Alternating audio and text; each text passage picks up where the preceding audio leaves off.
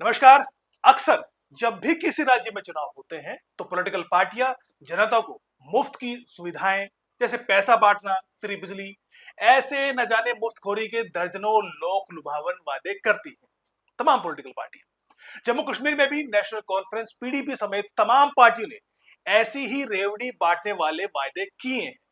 लेकिन ऐसी वायदों को पूरा करना कितना संभव है और ऐसे वायदों को पूरा करते हैं तो राज्य किस रसातल में पहुंच सकता है, जम्मू कश्मीर के लोगों को वोट डालने से पहले ये जरूर समझना चाहिए। आइए मैं समझाता हूं।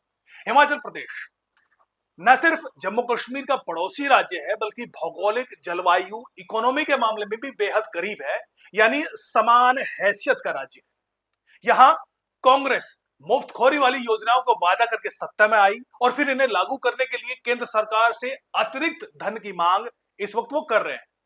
जब केंद्र उनकी बेजा मांग पूरी नहीं कर रहा तो हिमाचल की हालत दिवालिया होने की कगार पर पहुंच चुकी है, जिसके संकेत गुरुवार को खुद सीएम सुक्खू ने दिए। सीएम सुक्खू ने ऐलान किया कि हिमाचल सरकार के मंत्री, सीपीएस और बोर्ड निगमों के चेयरमैन 2 महीने तक सैलरी नहीं लेंगे।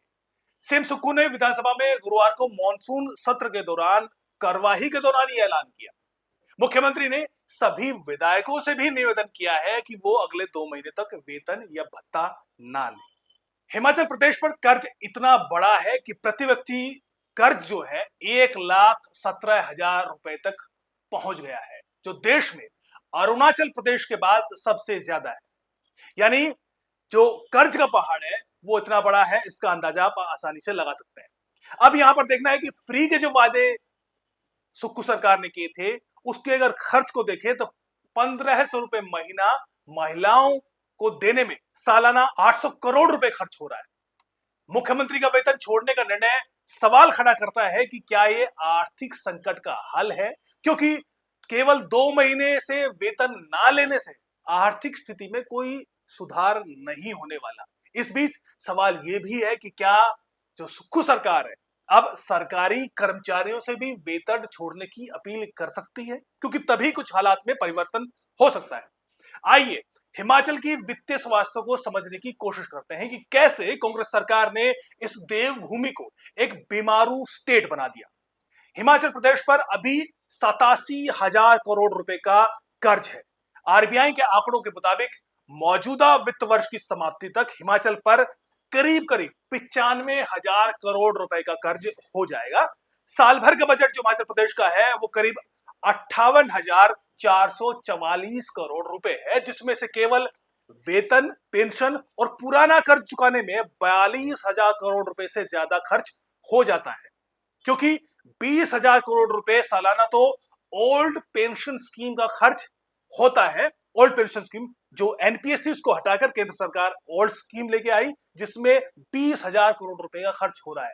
नौबत यह है कि 28,000 कर्मचारियों को पेंशन, ग्रेच्युटी और दूसरे मद का 1,000 करोड़ रुपए तो सरकार अभी तक दे ही नहीं पाई है। यानी वादा कर दिया, ओपीएस लागू कर दिया, लेकिन उसकी ग्रेच्युटी और जो पैसा देना था वो अब तक नहीं दे पाई है। सिर्फ पेंशन में खर्च हो रहा है इतना।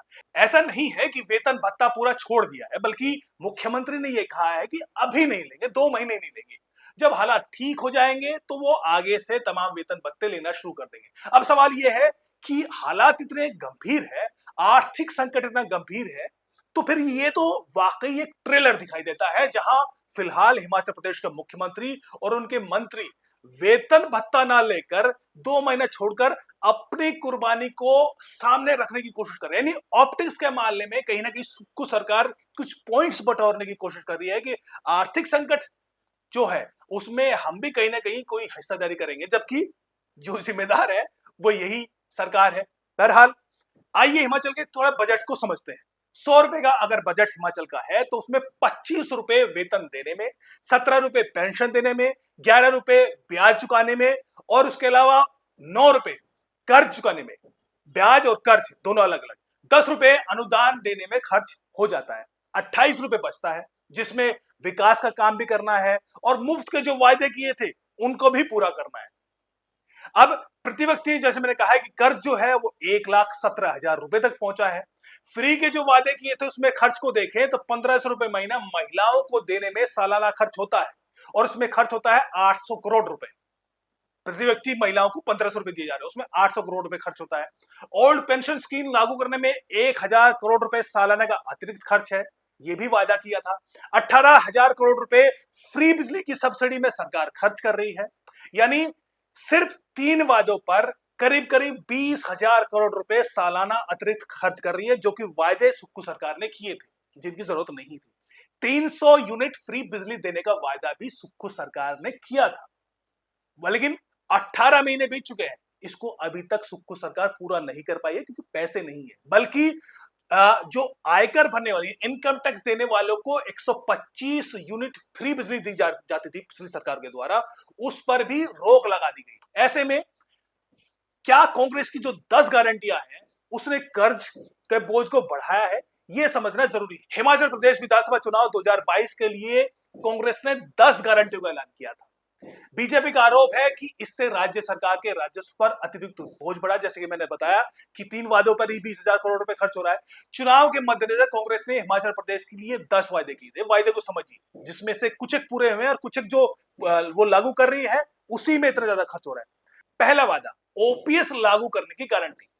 इससे 3 लाख से ज्यादा कर्मचारी इसके दायरे में आ गए, जिन्हें सरकार को पेंशन देना था। 21.5 लाख महिलाओं को 1500 रुपए का भत्ते देने की गारंटी है, यह भी एक वायदा था। 12 लाख यूजर्स को 300 यूनिट फ्री बिजली देने की गारंटी भी की थी, यह भी एक वायदा था। 5 लाख युवाओं को रोजगार देने की गारंटी थी, यह भी अधूरा है। 5 से 7 लाख बागवानों को फसल रेट तय करने की गारंटी दी गई थी। जो वहां पर हिमाचल में सेब हो या अन्य दूसरे बागवानी है, उनकी फसल रेट तय करने की गारंटी दी गई थी, वो भी अधूरा है। 680 करोड़ रुपए का स्टार्टअप फंड शुरू करने की गारंटी दी गई थी, वो भी अधूरा है। मोबाइल क्लिनिक और फ्री इलाज की गारंटी दी गई थी, जैसे कि दिल्ली में है, वो भी अभी अधूरा है। हर साल 4 इंग्लिश मीडियम स्कूल हर विधानसभा में 4 इंग्लिश मीडियम स्कूल शुरू करने की बात थी, उसके लिए भी फंड नहीं है। डेली 10 लीटर दूध की खरीद की गारंटी की गई थी, वो भी अधूरा है। और 2 रुपए किलो गोबर खरीद की गारंटी, किसानों को जो पशु पालन करते हैं उनके गोबर की खरीद की गारंटी भी दी गई थी, ये भी अधूरा है। यानी वादे तो कर लिए, उनमें से 2 या 3 पूरे हुए हैं, उसी में इतना ज्यादा खर्च हो रहा है कि हिमाचल सरकार जो है वो दिवालिया होने की कगार पर। अब जैसे मैंने कहा है कि हिमाचल सरकार पर मौजूदा 85,000 करोड़ रुपए का कर्ज है। हालत यह है कि इस कर्ज को चुकाने के लिए राज्य सरकार को और कर्ज लेना पड़ रहा है। अगर वित्तीय वर्ष से पहले ही ये कर्ज का, अगले वित्तीय वर्ष में ये आंकड़ा जो है अभी 85,000 करोड़ है, अब वो 1 लाख करोड़ रुपए पार होने की आशंका है। दिसंबर 2022 में जब सुक्खू सरकार सत्ता में आई थी तो 2022 और 2023 में 3200 करोड़ रुपए का कर्ज लिया था आते ही सरकार ने। फिर जून में 800 करोड़ रुपए का नया कर्ज लिया था। यानी पुराना तो चुका नहीं रहे हैं, नया कर्ज लेते जा रहे हैं।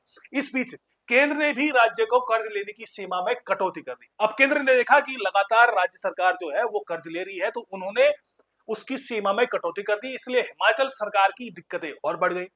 केंद्र सरकार ने पहले उधार लेने की सीमा को रखा था, जो सीमा थी उसमें से 5500 करोड़ रुपए की जो सीमा है वो घटा दी। अब राज्य की जीडीपी के 5% तक उधार लेने की अनुमति थी। यानी पहले जो उधार ले सकता था राज्य वो 5 यानी जीडीपी का 5%, लेकिन अब जो केंद्र ने उसकी सीमा घटा दी है उसको घटाकर 3.5% उसको कर दिया गया है। यानी पहले जो सरकार थी वो 14,500 करोड़ रुपया उधार ले सकती थी, अब वो घटकर 9,000 करोड़ रुपए ही उधार ले सकती है।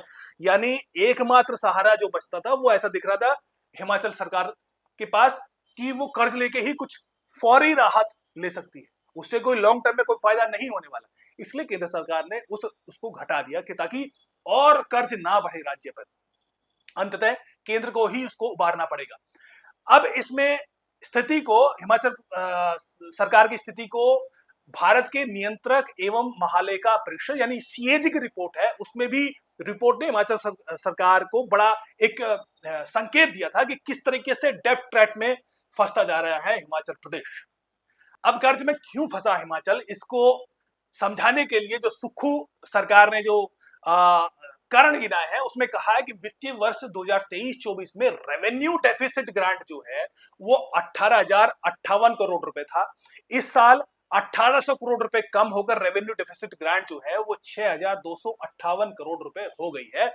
अगले साल यानी अगले वित्त वर्ष में 2025-26 के वित्त वर्ष में ये 3,000 करोड़ रुपए हो जाएगा, कम होकर ये 3,000 से भी 3,000 करोड़ के आसपास हो जाएगा। इससे सरकार के पास जो खर्च करने के लिए फंड की कमी है वो इससे बनेगी। हिमाचल की जो खराब हालत है उस पर बीजेपी प्रवक्ता कह रहे हैं कि भाई आज सीएम सुक्खू प्रदेश की आर्थिक स्थिति का रोना रो रहे हैं, लेकिन करीब 2 साल पहले जब वो सत्ता में आए थे तो कैबिनेट के साथ साथ कई लोगों को सीपीएस बनाकर, कईयों को कैबिनेट स्तर का दर्जा देकर उन्होंने एक ऐसी फौज तैयार कर ली थी जिसमें लाखों करोड़ रुपए खर्च हो रहा है, खर्च बढ़ा है सरकार पर। दूसरी तरफ कांग्रेस के मैनिफेस्टो में ऐसी गारंटियों और वादों को पूरा करने के लिए पैसे लुटाए गए जो वास्तव में प्रदेश की माली हालत को खराब करने की मुख्य कारण है और यही सबसे बड़ी वजह है। दरअसल देश में लगभग हर राज्य, ऐसा नहीं है कि सिर्फ हिमाचल इस डेट ट्रैप में फंसा हुआ है। दरअसल देश का लगभग हर राज्य कर्ज की इस दलदल में फंसा हुआ है। केंद्र की ओर से लोकसभा में दिए गए आरबीआई के आंकड़ों के मुताबिक देश में सबसे ज्यादा कर्ज तमिलनाडु में है, जो वित्त वर्ष 2024-25 की समाप्ति तक 8,34,000 करोड़ रुपए के पार पहुंच जाएगा। दूसरे नंबर पर यूपी है जिसके ऊपर 7 लाख लगभग 70,000 करोड़ रुपए का खर्च है। तीसरे नंबर पर महाराष्ट्र है, उस पर भी 7 लाख 23,000 करोड़ रुपए के आसपास का कर्ज है। छोटे राज्यों में देखें तो पंजाब सबसे टॉप पर है। पंजाब भी इस वित्त वर्ष में की समाप्ति पर जो कर्ज हो जाएगा वो करीब करीब 3,51,000 करोड़ रुपए के भी पार हो जाएगा।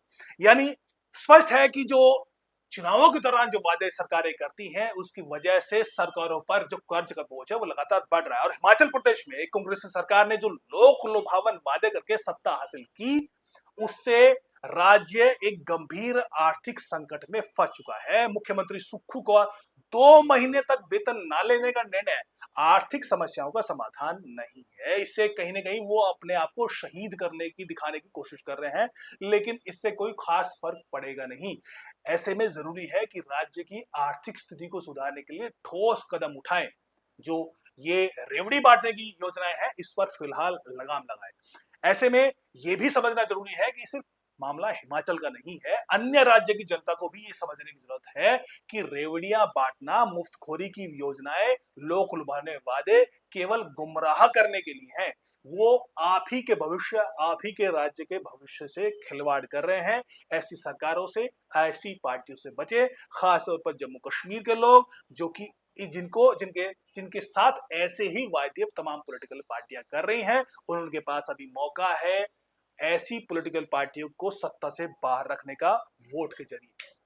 नमस्कार, जय हिंद।